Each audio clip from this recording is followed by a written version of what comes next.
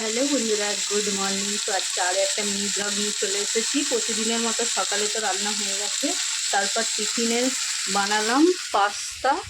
দেখো এখানে পাস্তা বানিয়েছি, আর আজকের রান্নাগুলো তো হয়ে গেছে। আর তারপর দেখো এখানে ভাজছি নিম পাতা। তো কারা কারা এই নিম পাতা ভাজা খেতে পছন্দ করো অবশ্যই কমেন্ট করবে। এটা কিন্তু এই সময় খাওয়া খুবই ভালো। তো নিম পাতাটা অনেকদিন থেকেই আনা ছিল, তো আগের ভাজা ছিল, তো তারপর আবার ভাবলাম যে আজকে একটু ভাজি। তো তার জন্য নিম পাতাটা এই যে ভাজা শুরু করে দিয়েছি। এটা কিন্তু বেগুন দিয়ে আলু সেদ্ধ দিয়ে মেখে খুবই ভালো লাগে খেতে। তো চলো নিম পাতাটা এখন ভালো করে আমি ভেজে নেব। কারা কারা এটা খাও অবশ্যই আমাকে কমেন্ট করবে।